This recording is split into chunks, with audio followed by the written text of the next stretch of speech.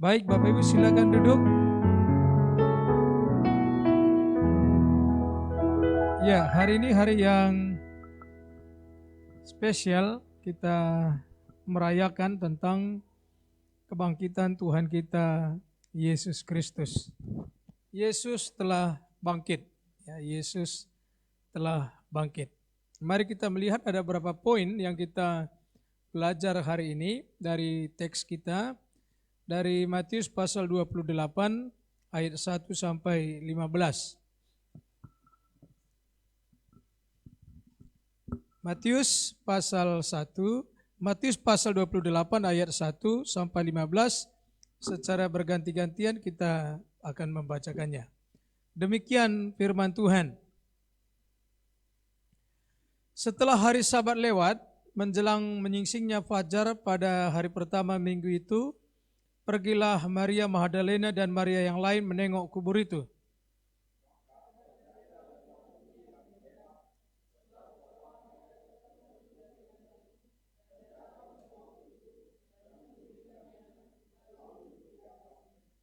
Wajahnya bagaikan kilat dan pakaiannya putih bagaikan salju.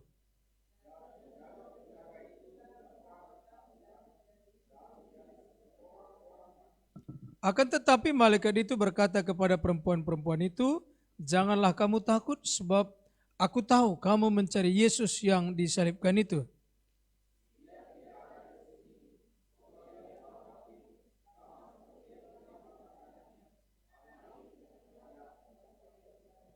Dan segeralah pergi dan katakanlah kepada murid-muridnya bahwa ia telah bangkit dari antara orang mati. Ia mendahului kamu ke Galilea. Di sana kamu akan melihat dia. Sesungguhnya aku telah mengatakannya kepadamu."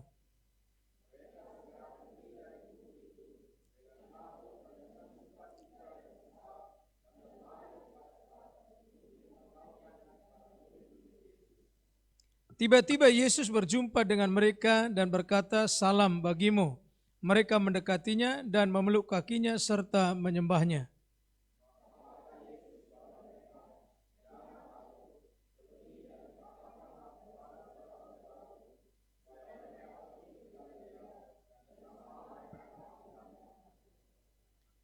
Ketika mereka di tengah jalan, datanglah beberapa orang dari penjaga itu ke kota dan memberitahukan segala yang terjadi itu kepada imam-imam kepala.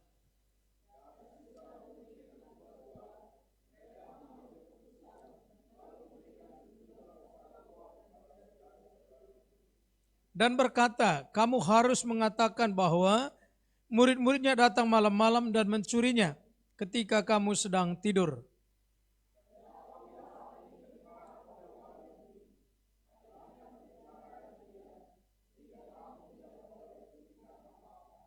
Mereka menerima uang itu dan berbuat seperti yang dipesankan kepada mereka, dan cerita ini tersiar di antara orang Yahudi sampai sekarang. Saudara-saudara yang dicintai Tuhan, hari ini tema kita adalah Yesus telah bangkit. Ada berapa yang kita harus pelajari dari teks kita ini? Pertama adalah tentang bukti kebangkitan Yesus, karena ada beberapa pandangan-pandangan, pendapat-pendapat atau cerita-cerita atau berita-berita bahwa Yesus tidak bangkit dari antara orang mati. Itu bukan hanya cerita baru, cerita setelah peristiwa kebangkitan Yesus itu pun sudah beredar bahwa Yesus tidak bangkit. Tapi itu nanti kita melihat apa alasannya cerita itu, ya.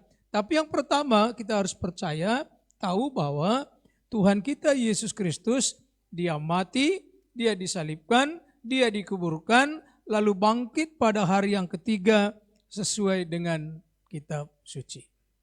Sekarang adalah apa buktinya bahwa Yesus telah bangkit? Harus ada bukti untuk meneguhkan, untuk meyakinkan kita, meyakinkan murid-murid Tuhan bahwa dia benar-benar bangkit. Yang pertama bukti kebangkitan Tuhan Yesus itu adalah malaikat, kesaksian malaikat kepada Maria. Ayat yang kelima, akan tetapi malaikat itu berkata ke perempuan-perempuan itu, ada Maria di situ, ada juga Maria yang lain, ya. Jadi yang pertama bukti bahwa Yesus telah bangkit adalah kesaksian para malaikat. Jadi malaikat memberitakan ayat yang ke-6 itu. Ia tidak ada di sini. Ya, ia tidak ada di sini sebab ia telah bangkit. Jadi ini pertama. Jadi kebangkitan Yesus dari antara orang mati itu dijelaskan, disaksikan oleh malaikat. Lalu yang kedua, apalagi Yesus sendiri menyaksikan berulang-ulang sebelum dia disalibkan, sebelum dia dihukum, Yesus sudah menyaksikan tentang kematiannya. Yesus sudah menyaksikan tentang kebangkitannya pada hari yang ketiga, sesuai dengan nubuat para nabi. Itu sudah berulang-ulang diucapkan oleh Tuhan Yesus. Berkali-kali diucapkan Tuhan Yesus. Supaya nanti kalau peristiwa ini terjadi, mereka tidak usah takut. Mereka tidak usah heran. Karena sudah diberitakan sebelumnya. Kesaksian Yesus. Pertama tadi kesaksian para malaikat. Yang kedua kesaksian Yesus sendiri. Dikatakan ini seperti apa yang dikatakannya. Jadi ini yang diucapkan oleh malaikat itu, ya. Ia tidak ada di sini sebab ia telah bangkit sama seperti yang telah dikatakannya. Dikatakan Yesus sebelum dia mati, sebelum dia dikuburkan, sudah dikatakan Tuhan Yesus. Bukti kebangkitan Tuhan Yesus, kesaksian malaikat. Yang kedua, kesaksian Yesus sendiri. Lalu yang berikutnya adalah kubur kosong. Ya, ia tidak ada di sini. 3 hari yang lalu Maria ikut mengantar ke kubur itu. Serdadu-serdadu juga ikut menjaga kuburan itu. Mereka tahu jelas persis di mana kubur. Ya, mereka letakkan Tuhan Yesus. Mereka mengerti itu. Mereka hafal tempat itu. Dan mereka lihat sekarang 3 hari yang lalu ditutup, 3 hari yang lalu Yesus ada di sana, tapi sekarang ternyata itu sudah terbuka kuburannya, lalu tubuh Tuhan Yesus juga tidak ada di sana. Jadi bukti ketiga bahwa Yesus telah bangkit adalah kuburannya kosong. Memang nanti ada berapa berita-berita yang disampaikan, ulasan-ulasan, berita-berita disampaikan bahwa Maria itu salah kuburan, katanya begitu ya. Salah kuburan karena mungkin lagi depresi, stres, dia menangis, jadi kuburan yang dituju itu kuburan yang salah, katanya gitu ya. Tapi berdasarkan kesaksian-kesaksian ya bahwa benar bahwa Yesus itu bangkit. Dia tidak ada di sana, kuburannya kosong. Lalu bukti berikutnya bahwa para rasul melihat bahwa Yesus bangkit. Jadi Yesus bangkit itu tidak sembunyi-sembunyi. Yesus memperlihatkan dirinya. Berikutnya dia memperlihatkan kepada Kefas. 1 Korintus pasal 15 ayat 3 dan 4 ya, 1 Korintus pasal 15. Ya, kita lihat di sini bahwa dia menunjukkan kepada Kefas. Sebab yang sangat penting telah kusampaikan kepadamu, yang paling penting. Ya, apa yang paling penting itu apa? Yaitu apa yang kuterima sendiri, ialah bahwa Kristus telah mati karena dosa-dosa kita sesuai dengan kitab suci. Yang keempat, bahwa ia telah dikuburkan, bahwa ia telah dibangkitkan pada hari yang ketiga sesuai dengan kitab suci. Lalu berikutnya,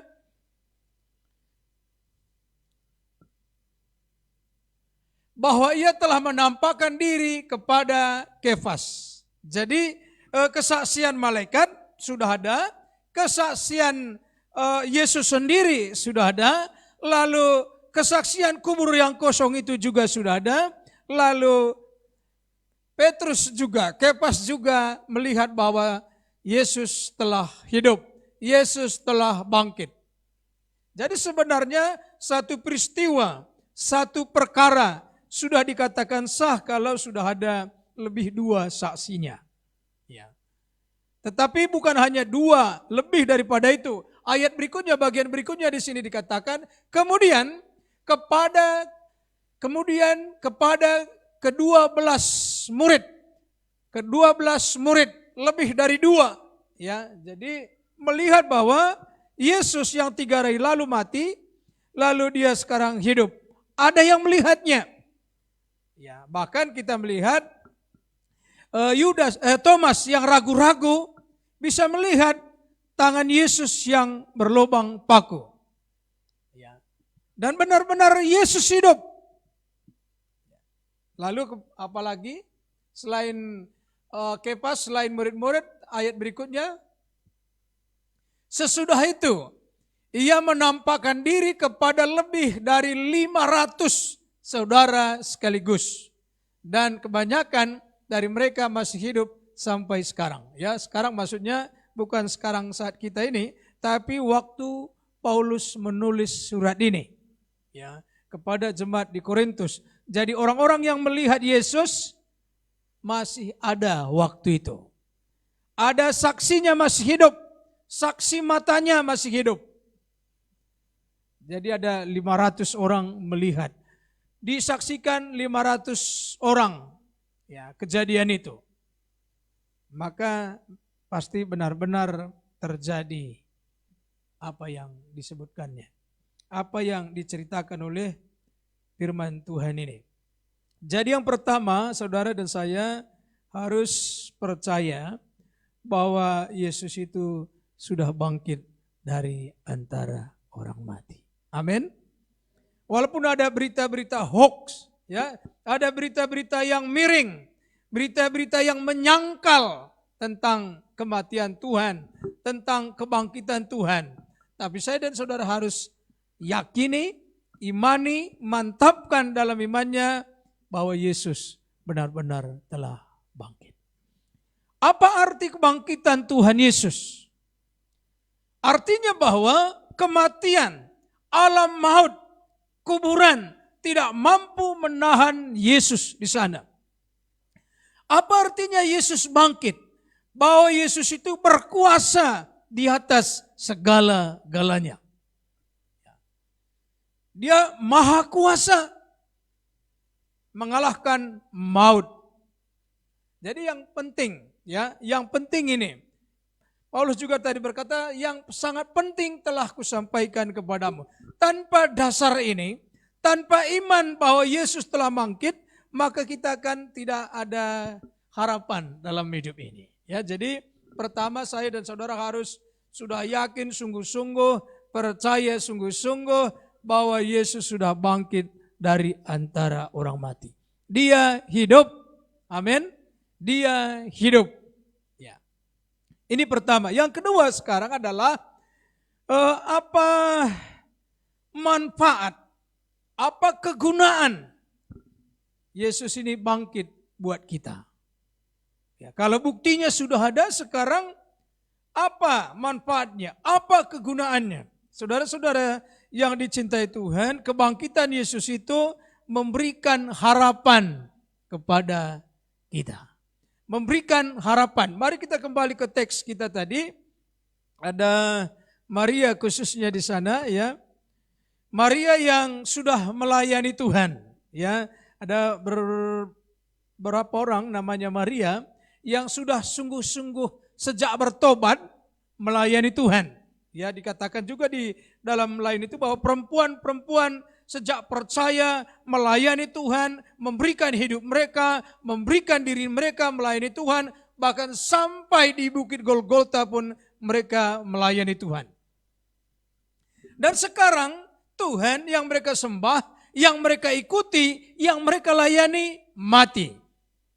Dan matinya menyedihkan, ya, tragis gitu ya. Dan ini membuat Maria ini pasti sedih hatinya. Pasti ada kekecewaan dalam hidupnya. Kenapa? Yang mereka harapkan, yang mereka layani Tuhan mati. Dan mereka belum mengerti bahwa Yesus akan bangkit. Maka mereka berduka cita. Mereka berduka cita sampai pagi hari minggu itu.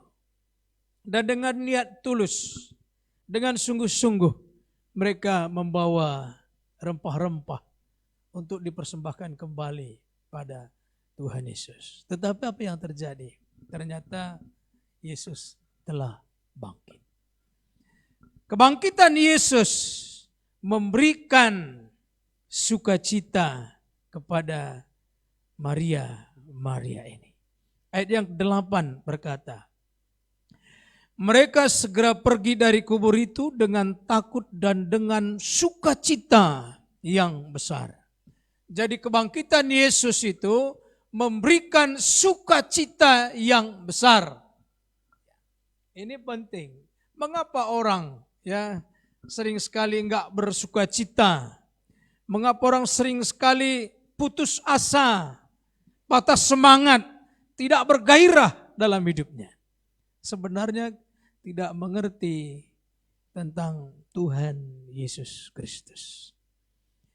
Tidak mengenal siapa Yesus Kristus. Saudara-saudara yang dicintai Tuhan, sebenarnya setiap kesulitan, setiap persoalan dalam hidup manusia hanya satu jawabannya, yaitu Yesus Kristus. Kesulitan pekerjaan, jawabannya Yesus Kristus. Kesulitan hubungan rumah tangga, jawabannya Yesus. Tidak hadir Yesus di sana, maka perlu dihadirkan Yesus. Masalah masa depan harus Yesus jawabannya di sana. Oleh sebab itu baik sekali lagu yang menulis syairnya, Yesus jawaban hidupku. Yesus yang kuperlu. Jadi Yesus saja sebenarnya yang terutama, pertama, terpenting dalam hidup kita ini. Ada Yesus sudah menyelesaikan segala-galanya. Tapi tanpa Yesus semuanya akan jadi masalah. Ya, semua jadi masalah. Bahkan uang pun bisa jadi masalah kalau tidak ada Yesus. Ya, jadi yang penting adalah Yesus hadir, memerintah, menguasai, mengatur di sana. Sehingga sukacita yang besar terjadi dalam hidup kita. Kadang kita merendahkan namanya Yesus. Bagaimana kita merendahkan nama Yesus? Kita menganggap enggak cukup Yesus menolong kita. Enggak cukup Yesus menghibur kita. Enggak cukup Yesus menyediakannya kepada kita. Dan kita tambahi dengan tambahan yang lain. Tapi saya dan saudara harus belajar percaya. Yesus itu sudah lebih dari apa yang kita perlukan dalam hidup ini. Amin. Yesus sudah lebih dari yang kita perlukan. Tetapi bukan berarti nanti saudara tidak berusaha, tidak bekerja, tidak berjuang. Itu memang sudah seharusnya. Sejak manusia, Adam dan Hawa diciptakan, tugas utamanya adalah bekerja. Mengusahakan Taman Eden, memelihara Taman Eden. Tapi relasi dengan Tuhan juga penting. Ya, relasi dengan Tuhan, hubungan dengan Tuhan. Hubungan dengan Tuhan ini, relasi dengan Tuhan ini, inilah sukacita kita yang terbesar sebenarnya. Ini yang dimiliki oleh Maria. Tadinya dia tidak mengerti, ya. Tadinya dia putus asa karena belum mengerti bahwa Yesus memang harus mati. Ya, demi menggenapi janji-janji Tuhan supaya orang berdosa bisa diselamatkan. Maria belum mengerti. Ya. Maka dia kecewa, maka dia berduka cita berlebihan. Seandainya dia mengerti bahwa Yesus 3 hari bangkit lagi, dia tidak terlalu bersedih demikian. Ya. Dia harusnya dari awal tetap bersuka cita. Poin menarik adalah pengenalan kita kepada Tuhan. Bahwa Yesus telah bangkit dari antara orang mati. Harusnya memberi saya dan saudara sukacita yang besar dalam hidup kita ini. Amin. Sukacita kita bukan lagi dari dunia, hasil usaha kita, hasil pekerjaan kita, hasil kerja keras kita, bukan. Kalau kita bergantung sukacita kita terhadap usaha, perjuangan kita, maka akan berubah-ubah sukacita kita. Karena perjuangan kita berubah, penghasilan kita berubah, kita akan berubah-ubah. Tapi jika sukacita kita Tuhan, maka itu tidak akan pernah berubah. Karena Tuhan tidak pernah berubah. Dari dulu, kemarin, sekarang, sampai selama-lamanya, Dia tetap Tuhan. Dia tetap ya dan amin. Maka seharusnya, sebenarnya, sukacita anak Tuhan itu tetap selama-lamanya. Orang melihat kita tetap sukacita. Mungkin kita kekurangan, tapi kita bersukacita. Mungkin kita kesulitan, keterbatasan, sakit, tapi kita bersukacita. Kenapa? Karena ada Tuhan dalam hidup kita. Ada janji Tuhan yang kita pegang, menjadi kepercayaan, menjadi pengharapan dalam hidup kita. Kebangkitan Yesus memberikan pengharapan sukacita yang besar. Ya, Tuhan tidak berharap saya dan saudara putus asa, kecewa, tidak bergairah dalam hidupnya. Yang kedua adalah kebangkitan Yesus itu memberikan kita pengharapan bahwa kita akan dibangkitkan bersama dengan Tuhan selama-lamanya. Kembali kepada 1 Korintus 15 ayat 12. Jikalau Tuhan Yesus tidak bangkit, maka sia-sia iman percaya kita. Jadi, bila mana kami beritakan bahwa Kristus dibangkitkan dari antara orang mati, bagaimana mungkin ada di antara kamu yang mengatakan bahwa tidak ada kebangkitan orang mati. Jadi yang benar adalah Yesus telah bangkit.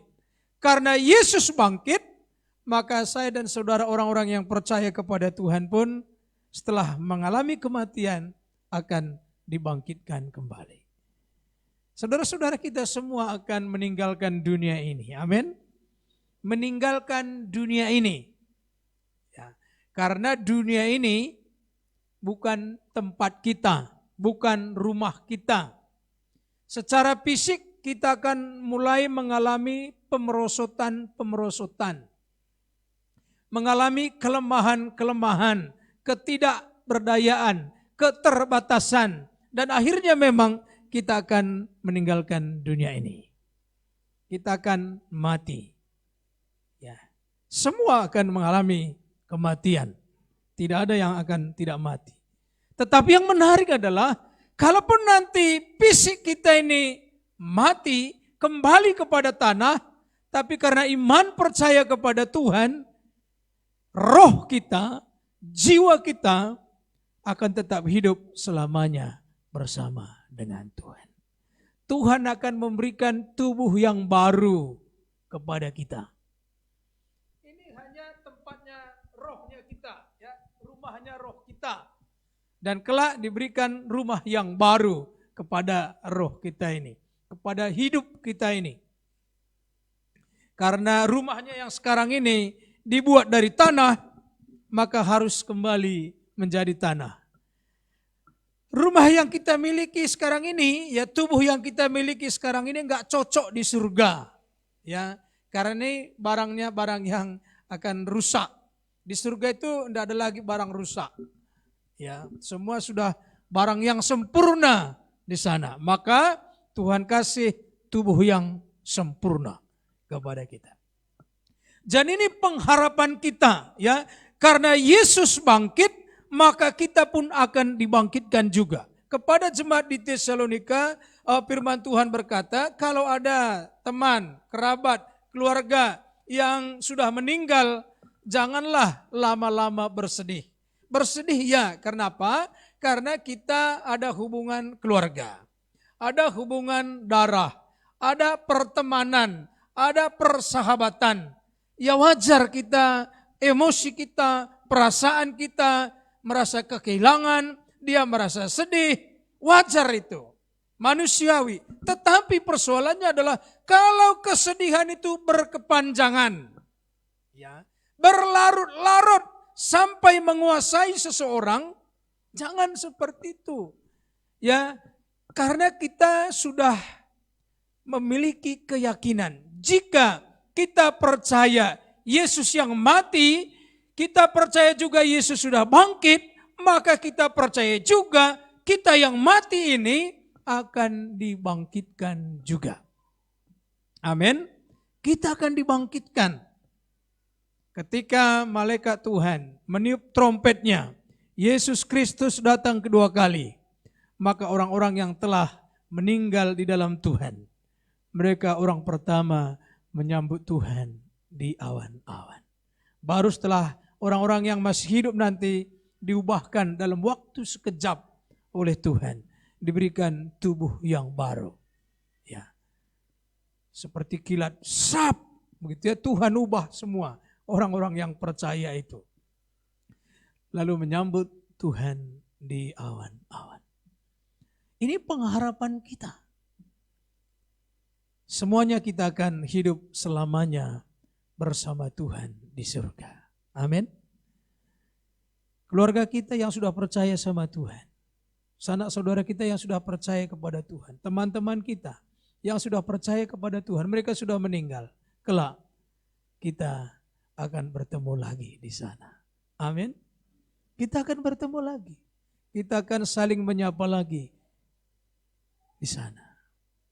Kita akan dibangkitkan. Karena Yesus hidup, maka kita pun akan hidup selama-lamanya bersama Tuhan di surga. Lalu yang berikutnya, iman percaya kita kepada Tuhan tidak sia-sia. Ayat 17, masih teks ini tadi ya, ini 17 sekarang. Dan jika Kristus tidak dibangkitkan, maka sia-sialah kepercayaan kamu dan kamu masih hidup dalam dosamu. Ya, sia-sia. Kalau seandainya Yesus enggak bangkit, semua yang kita kerjakan, iman kita, pelayanan kita, semua sia-sia. Tapi yang benar adalah Yesus bangkit. Amin. Karena Yesus bangkit, maka iman saya dan saudara ketika percaya, mengaku Yesus Tuhan, iman kita ini tidak sia-sia. Bahkan dalam kitab Petrus itu berkata, orang yang percaya kepada batu yang dibuang, yaitu Yesus Kristus itu, orang itu tidak akan pernah dipermalukan oleh Tuhan. Amin. Waktu saya dan saudara percaya kepada Yesus, langsung dijamin tidak akan pernah dipermalukan oleh Tuhan. Ya, amin. Dikasih jaminan oleh Tuhan, Sang Pencipta alam semesta ini. Waktu saya dan saudara percaya Yesus, terima Yesus, mengaku Yesus, hidup untuk Yesus, Yesus kasih jaminan tidak pernah dipermalukan oleh Tuhan. Tidak pernah dikecewakan oleh Tuhan dalam hidupnya. Iman kita tidak sia-sia. Lalu apa lagi? Pelayanan kita kepada Tuhan tidak sia-sia. Apa yang kita kerjakan, apa yang kita perbuat, apa yang kita persembahkan untuk Tuhan, semuanya tidak sia-sia. Dan kepada Kornelius, malaikat Tuhan berkata, Kornelius ini orangnya saleh, orangnya suka berbuat baik, orangnya suka memberikan persembahan, dia suka berdoa. Lalu suatu waktu dia berdoa, malaikat Tuhan datang kepadanya. Kornelius, semua doamu, semua persembahan-persembahanmu, perbuatan-perbuatan baikmu telah sampai di hadirat Tuhan. Jadi semua yang dikerjakan Kornelius, semua yang dipersembahkan Kornelius, semua yang didoakan Kornelius, semuanya sampai di surga semuanya. Tidak ada yang sia-sia pelayanan kepada Tuhan. Jumat kemarin kita sudah lihat bagaimana tentang Maria. Apa yang dilakukan Maria? Dia mengurapi Yesus. Dia membawa buli-buli yang mahal harganya. Itu dihargai oleh Yesus. Apa yang diperbuatnya ini akan diingat, dikenang selama-lamanya. Jadi pelayanan kita kepada Tuhan tidak sia-sia. Apapun yang kita lakukan kepada Tuhan, semua dicatat Tuhan, diingat Tuhan, diperhitungkan oleh Tuhan. Apakah itu waktu kita gunakan untuk melayani Tuhan, diperhitungkan oleh Tuhan. Apakah itu tenaga kita gunakan untuk melayani Tuhan, diperhitungkan Tuhan. Apakah materi-materi kita yang kita gunakan untuk melayani Tuhan, diperhitungkan Tuhan. Semuanya diperhitungkan Tuhan, tidak ada yang sia-sia. Bahkan kepada murid-murid Yesus berkata, apapun yang kamu lakukan terhadap orang miskin ini, orang yang dianggap rendah ini, engkau melakukannya untuk aku. Yesus katakan seperti itu. Jadi tidak ada yang luput daripada pemandangan Tuhan. Tidak ada yang luput daripada perhatiannya Tuhan.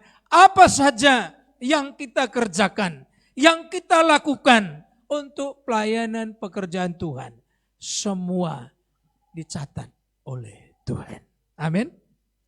Maka sebab itu ketika nanti kita meninggal dunia, lalu kita menghadap Tuhan di surga, maka di sana kita akan menerima upahnya. Apa yang kita telah kerjakan untuk Tuhan selama hidup. Sebagai orang yang sudah diberikan napas hidup. Sebagai orang yang sudah diberkati oleh Tuhan. Diberikan waktu, diberikan benda, diberikan materi. Semua kita akan pertanggungjawabkan sebuah di hadapan Tuhan. Saya berkati kamu dengan keluarga. Bagaimana kamu mengatur keluargamu? Saya berikan kamu waktu hidup. Lalu akan Tuhan tanya, bagaimana kamu menggunakan waktu hidupmu? Saya memberikan kamu materi-materi. Bagaimana kamu menggunakan materi yang ada? Saya memberikan kamu anak keturunan. Bagaimana kamu mengurus anak dan keturunanmu semua? Semua akan Tuhan tanya kita di sana. Dan jika sudah ditanya maka akan diberikan upah sesuai dengan pekerjaan kita selama di dunia ini. Tuhan berkata, masuklah, terimalah upah. Ya, terimalah upah dari Tuhan. Iman percaya kita kepada Yesus tidak sia-sia. Pelayanan saya dan saudara kepada Yesus tidak sia-sia. Mungkin ada orang merendahkan pelayanan kita, enggak menganggap pelayanan kita, tapi Tuhan menghargainya. Jadi jangan anggap sepele tentang pelayanan kepada Tuhan. Jangan kurangi pelayanan saudara kepada Tuhan. Apa yang kita lakukan bukan untuk manusia. Amin. Kenapa kita kurang-kurangi? Karena kita merasa pelayanan kita kepada manusia masalahnya. Kalau saudara dan saya sadar ini untuk Tuhan, bagaimana mungkin kita berani menguranginya? Kalau yang kita lakukan untuk Tuhan. Tapi sering sekali kita anggap untuk seseorang, untuk manusia. Maka kita mulai menghitung-hitungnya seperti Yudas. Ya, kita menganggap itu semua pemborosan, sia-sia. Yang kedua adalah kebangkitan Yesus memberikan pengharapan kepada kita. Sekarang yang ketiga kita belajar tentang kebangkitan Yesus. Kebangkitan Yesus harus disaksikan. Amin. Mari kita lihat kebacaan kita tadi. Ayat yang ke-7 berkata, mulai dari 6 supaya lebih jelas. Ia tidak ada di sini sebab ia telah bangkit sama seperti yang telah dikatakannya. Mari lihatlah tempat dia berbaring. Ke-7, dan segeralah pergi dan katakanlah kepada murid-muridnya bahwa ia telah bangkit dari antara orang mati.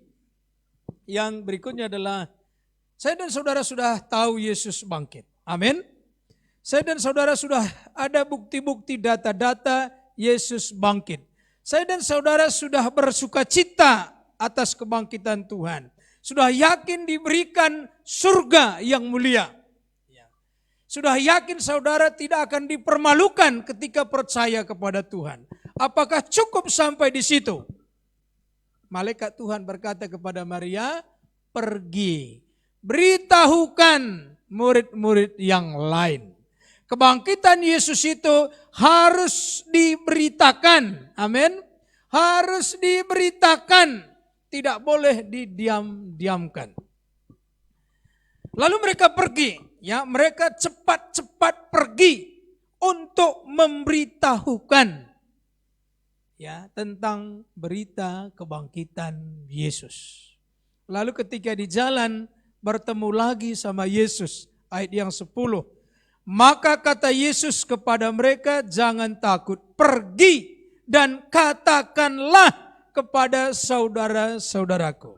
Jadi poin penting sekarang adalah berita tentang kebangkitan Yesus dari antara orang mati harus dikatakan kepada keluarga kita, kepada teman-teman kita, kepada kenalan-kenalan kita.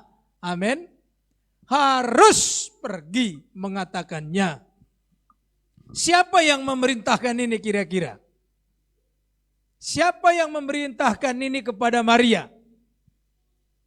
Tuhan Yesus yang sudah bangkit dari antara orang mati. Maria taat.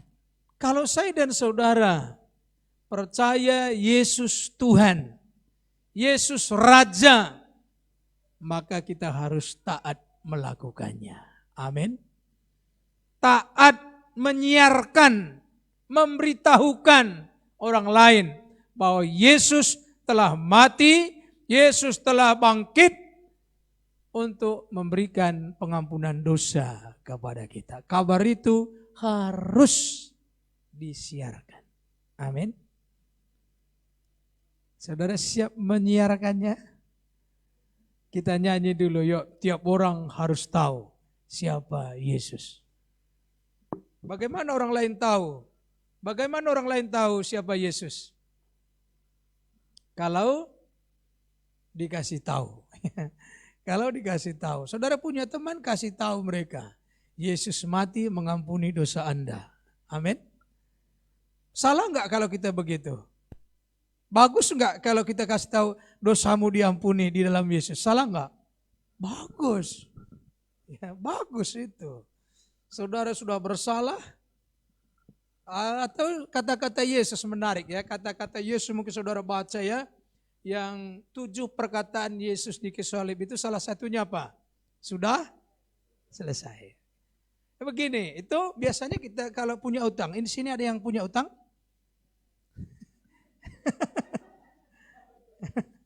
Ini kita punya utang nih ya, punya utang sama seseorang.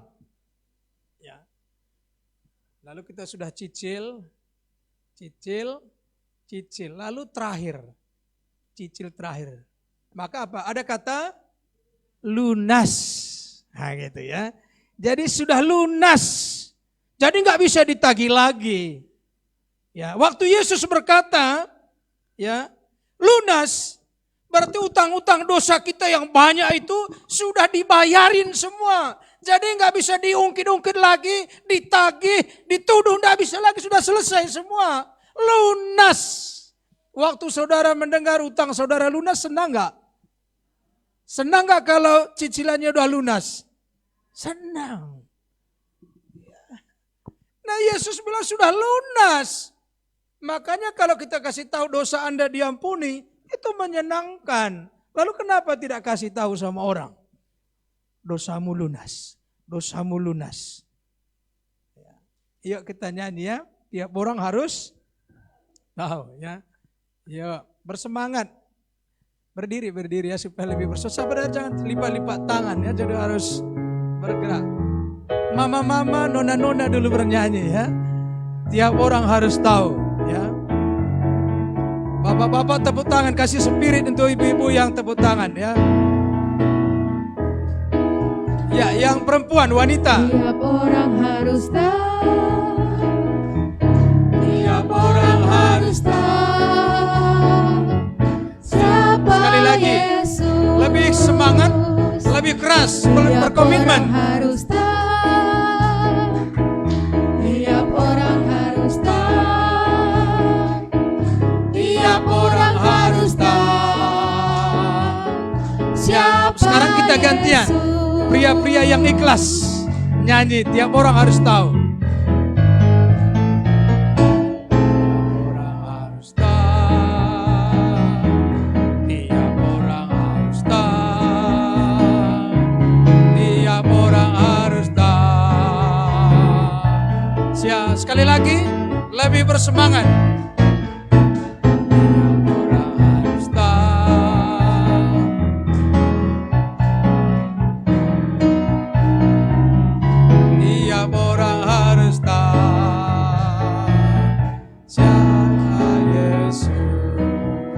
Sampai di situ saja ya. Tiap orang harus tahu. Bagaimana orang lain tahu kira-kira bahwa Yesus telah bangkit? Bagaimana supaya mereka tahu? Harus kasih tahu. Saudara harus kasih tahu. Bilang apa? Utangnya lunas. Dosanya lunas. Enak enggak kalau mendengar kata lunas? Enak dengarnya. Ya, lunas. Ya. Mari kita berdoa. Saudara punya teman kan? Punya. Kasih tahu mereka berita ini. Amin. Saudara mau kasih tahu mereka? Angkat tangan yang mau kasih tahu temannya, kerabatnya. Kasih tahu mereka ya. Saudara sebutkan namanya, saudara berdoa. Tuhan, hari ini saya teringat si Anu. Misal namanya, saudara doakan supaya hatinya terbuka mendengar berita Yesus Tuhan, ya. Mari kita bernyanyi, Engkaulah segalanya bagi kami Tuhan. Mari kita bernyanyi. Saudara masih tetap angkat tangan, ingat nama orang itu. Sebutkan namanya dalam doa saudara, dan saudara buat kapan mau bertemu dengan dia. Kapan saudara ingin memberitakan kabar baik. Jangan lama dalam minggu ini ya. Dalam 1 minggu ini saudara berjuang, berusaha, berdoa, memberitakan kabar baik bagi mereka. Karena Tuhan mengasihi mereka. Maka seperti Tuhan mengasihi kita, kita juga mau belajar mengasihi mereka. Tuhan telah mati untuk kita, Tuhan juga telah mati untuk mereka. Tuhan telah mengampuni dosa kita, Tuhan juga rindu mengampuni dosa mereka. Kaulah segala. Amin. Di dalam hidup. Amin. Yesus Engkau segalanya. Kerajaanmu, kebenaranmu, itu bagianku. Kau yang kami pandang Tuhan. Kaulah yang ku pandang. Selama hidupku mengasihimu, memuliakanmu, Bapa dan Rajaku. Musik jalan terus. Setiap kita yang ada di ruangan ini, saudara ucapkan nama yang akan saudara beritakan kabar baik bagi mereka. Kita kasih target 1 minggu ini. Kita akan luangkan waktu mengunjungi mereka. Kita akan luangkan waktu bercerita bagi mereka. Kita jadikan Yesus segalanya dalam hidup kita. Saudara ucapkan 1 nama minimal. Saudara akan beritakan kabar baik bagi mereka. Mereka harus tahu siapa Yesus.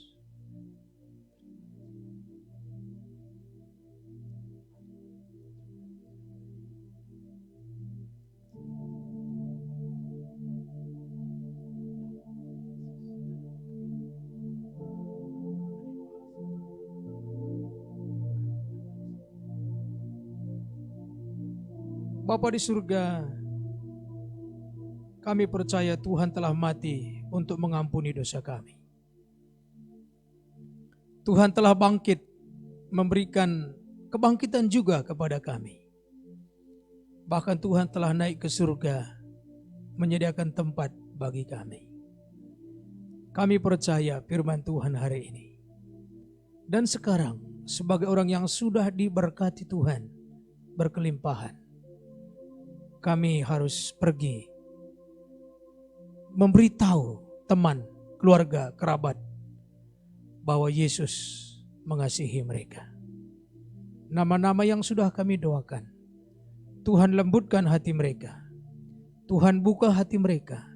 Semua roh kegelapan yang menutupi mata rohani mereka, kami buka dalam nama Yesus Kristus. Ketika kami bersaksi, memberitakan kabar baik, mereka bisa percaya kepada Tuhan. Kami berharap melalui kami, banyak orang tahu siapa Yesus. Sehingga semua lidah, semua lutut mengaku Yesus adalah Tuhan. Terima kasih, berkati kami sidang jemaat-Mu melalui momen perayaan kebangkitan Tuhan Yesus. Kami diberikan iman yang baru, semangat yang baru, hati yang baru, melayani Tuhan lebih sungguh-sungguh lagi. Dan kami percaya iman kami kepada Tuhan, pelayanan kami kepada Tuhan tidak sia-sia. Terima kasih Tuhan, ini doa kami.